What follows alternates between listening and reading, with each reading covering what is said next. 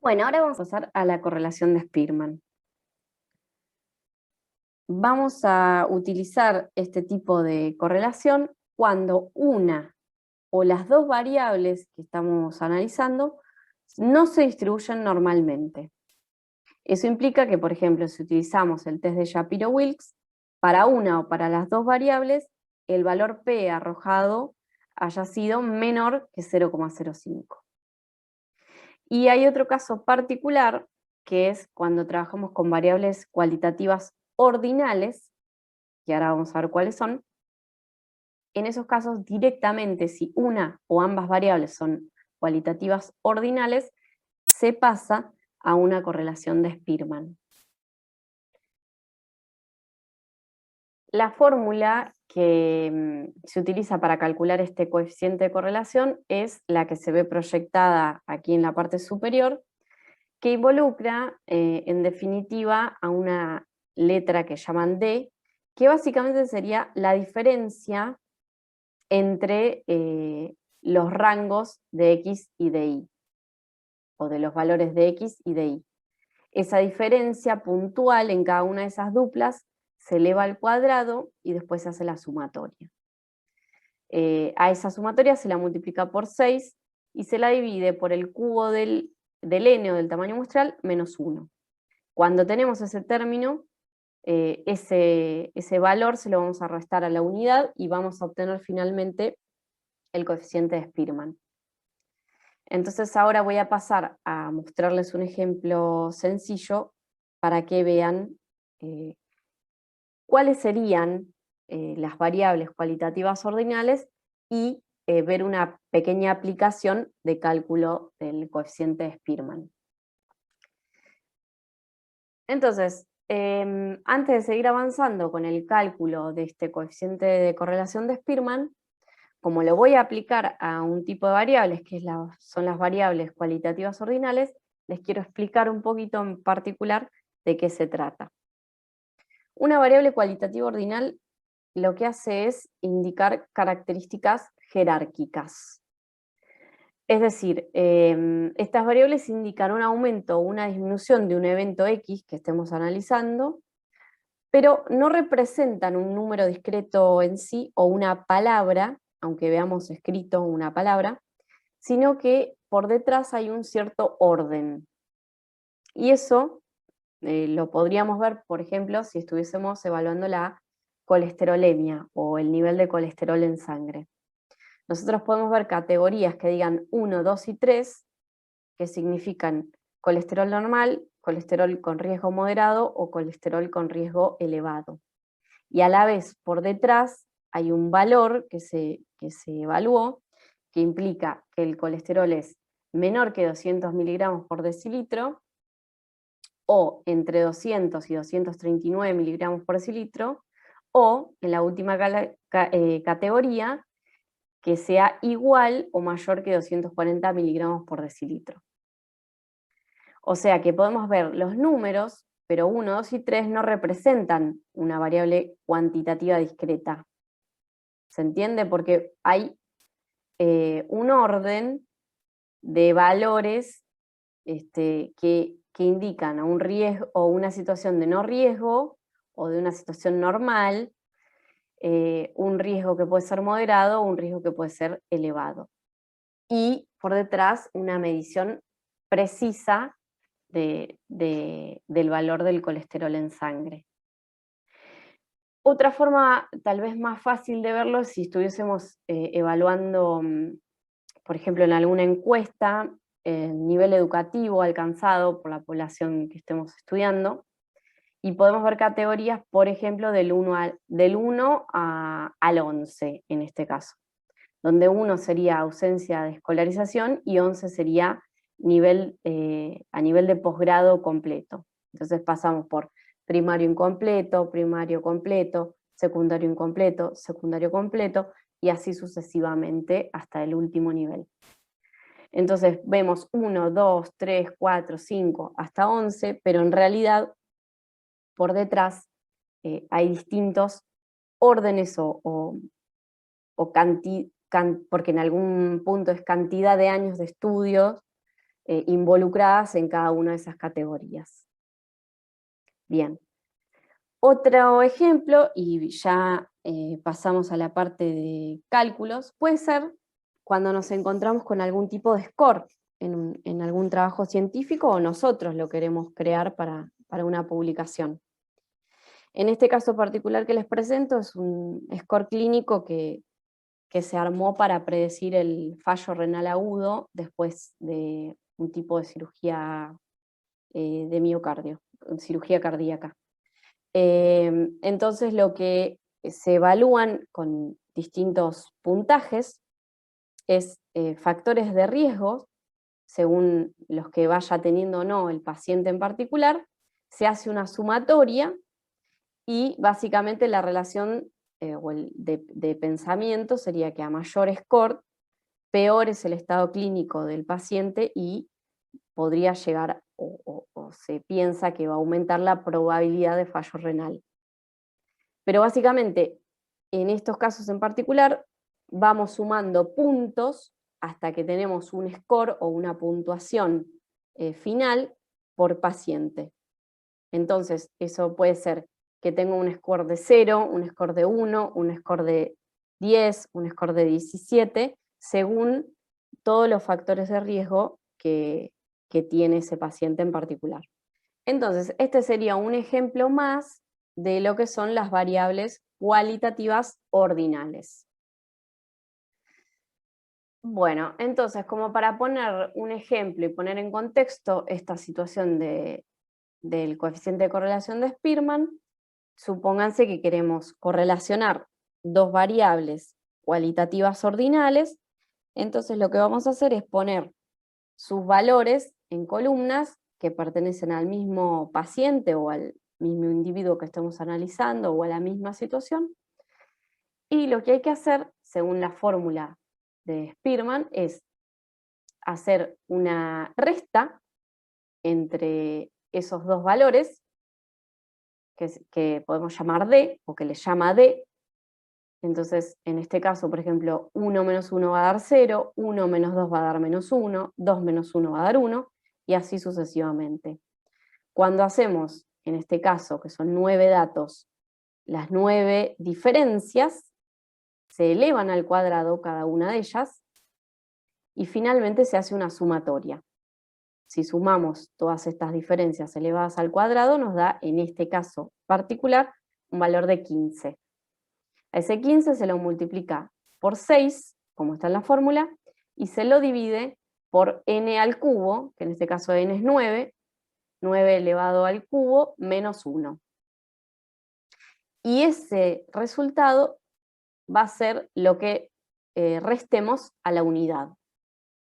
Para este ejemplo en particular, el valor del coeficiente de Spearman, que se denomina ρ,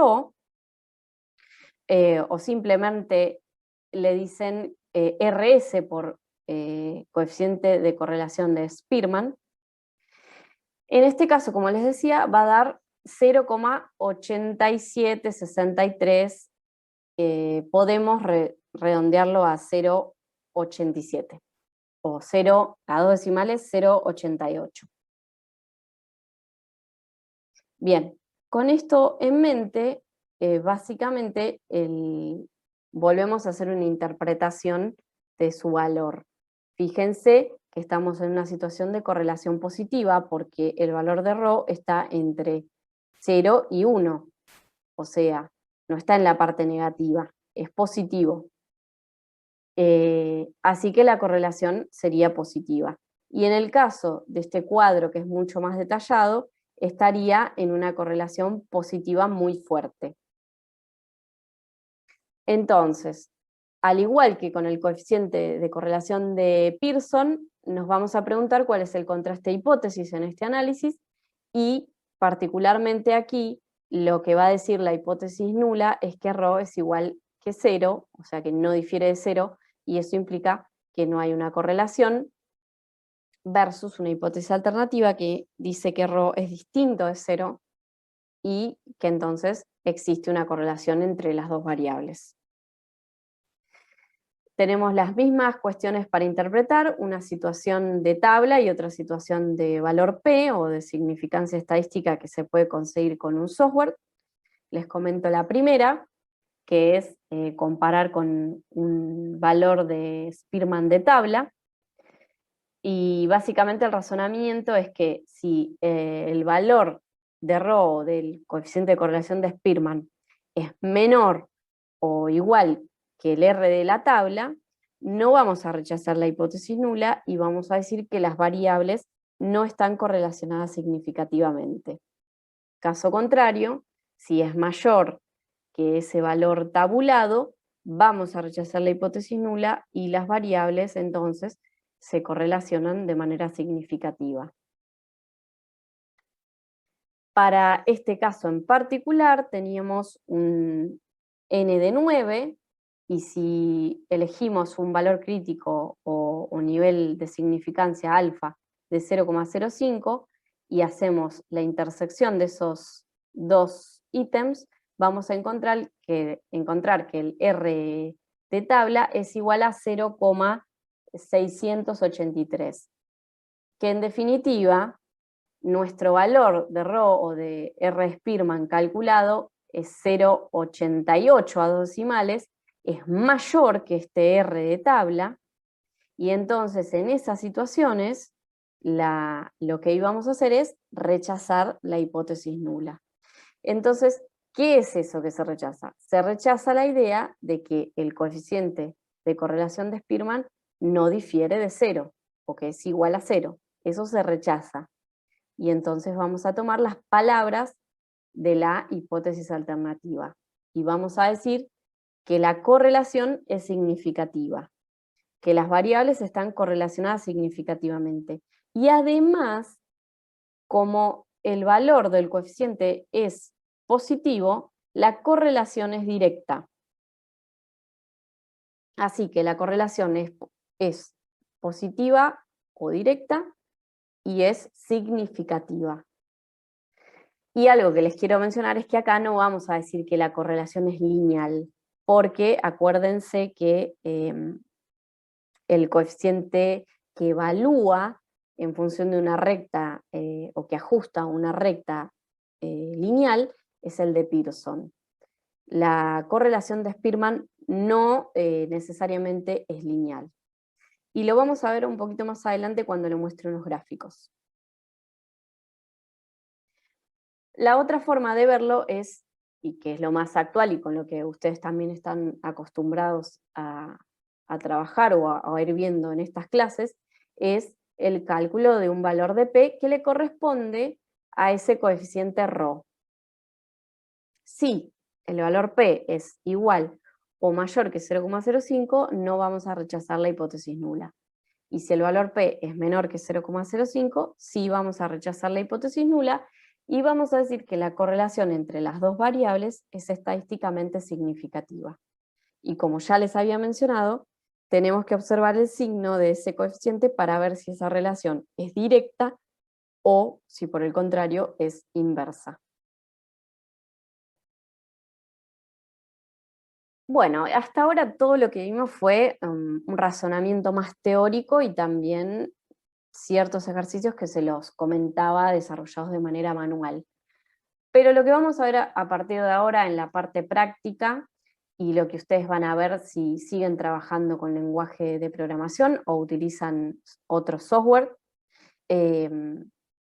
es que básicamente los programas lo que hacen es evaluar en principio la normalidad de las variables de estudio, que son dos, en este caso porque es una correlación simple o univariada, y entonces se va a analizar, por ejemplo, con el test de Shapiro-Wilks, cómo es la distribución para la variable 1 y cómo es para la variable 2.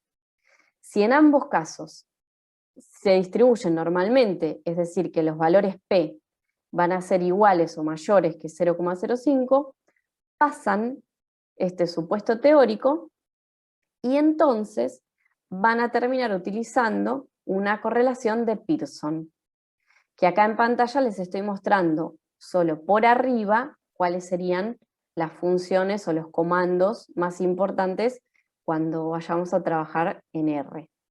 En la práctica lo van a ver más desarrollado. Pero básicamente el criterio sería ese, que las dos variables pasen o superen el supuesto de normalidad. Utilizarán el test de Shapiro-Wilks en el caso de que el n sea menor o igual a 50 y se utiliza el otro test que ya se los mencioné, que es el de Kolmogorov-Smirnov, cuando las muestras son mayores. En general, en cuestiones más teóricas que pueden encontrar en la bibliografía, el punto de corte lo hacen en el n de 50. Bien, y si por el contrario tenemos una situación donde una de las variables sigue una distribución o se ajusta a una distribución normal y la otra no, o viceversa, o ninguna de las dos se ajusta a la distribución normal, vamos a utilizar el coeficiente de correlación de Spearman. Particularmente, esta situación de no normalidad en ninguna de las dos variables coincide con el tipo de variable que les estuve mencionando, que eran las variables cualitativas ordinales. Si ustedes las sometieran a prueba de normalidad, no cumplirían ninguna de las dos con este supuesto. Pero aunque lo cumpliesen, que es una situación muy extraña, de cualquier manera, ya por la naturaleza de los datos, y esto está incluso lo van a encontrar si miran bibliografía, cuando ustedes tienen variables, una o las dos variables son de tipo cualitativas ordinales, van a utilizar el coeficiente de correlación de Spearman. Bueno, y ahora vamos a hacer un pequeño corolario de este tema para dar paso a la parte práctica.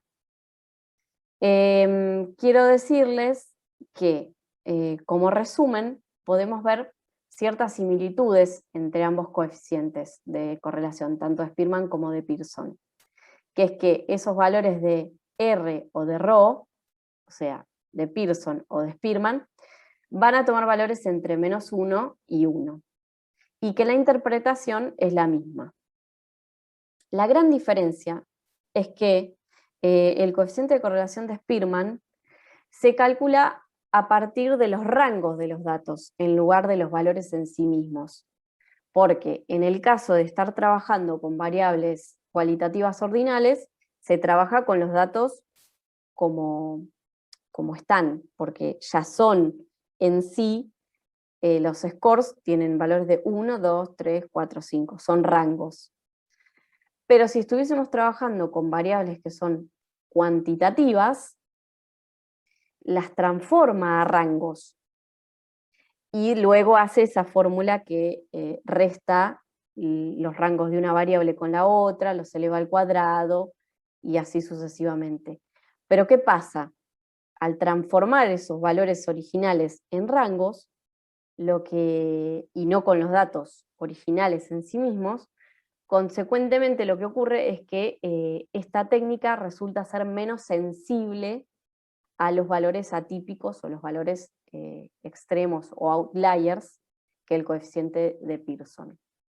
Y finalmente, algo que les quería decir es que una gran recomendación inicial en este tipo de estudios, y en general para cualquier estudio estadístico, es conocer el comportamiento de esas variables que estamos estudiando de una manera gráfica. Entonces, hay algo que ya nos puede dar indicativos de hacia dónde vamos a ir, hacia qué análisis vamos a dirigirnos, que es ver, por ejemplo, en un gráfico de dispersión XY, si los puntos se distribuyen de manera lineal, de esta manera, o si fuese inversa, pero lineal, ya nos daría un indicio de que la correlación que más nos va a servir o que más probable que vayamos a terminar utilizando es la correlación de Pearson. Por supuesto que vamos a tener que probar el supuesto de normalidad para las dos variables, pero ya gráficamente nos da una idea. Ahora, puede pasar que tengamos situaciones de relaciones que se llaman monótonas, que es que si bien estas variables están haciendo un aumento, o sea, hay una relación donde una aumenta y la otra variable también aumenta, ese aumento no es lineal, no están creciendo en la misma proporción. Y cuando tenemos este tipo de gráfico, en general va a traer aparejado una situación en la que una o las dos variables no se distribuyan normalmente y terminaremos trabajando con el coeficiente de correlación de Spearman. Puede ocurrir también que tengamos gráficos de este estilo o, por ejemplo, nubes de puntos por todos lados que se concentran o desparramadas y que no dan ningún tipo de idea de que haya una relación entre esas dos variables, sino que la variación que tenga una no depende de la variación de la otra. O sea, no tienen variación conjunta, se distribuyen o de una manera esparcida o concentrada y no se observa una relación que las vincule. En este tipo de casos, en este tipo de diagramas de dispersión, lo que vamos a encontrar, si es que nosotros llevamos a cabo la correlación, es que lo más probable es que el R que obtengamos esté cercano a 0 y la correlación entre variables no sea significativa. Con esto me despido, hasta un próximo video y los dejo con la práctica que van a hacer mediante lenguaje de programación. Y les comento que en la próxima clase vamos a meternos en lo que es el tema de regresión. Les mando un saludo y nos vemos en un próximo video.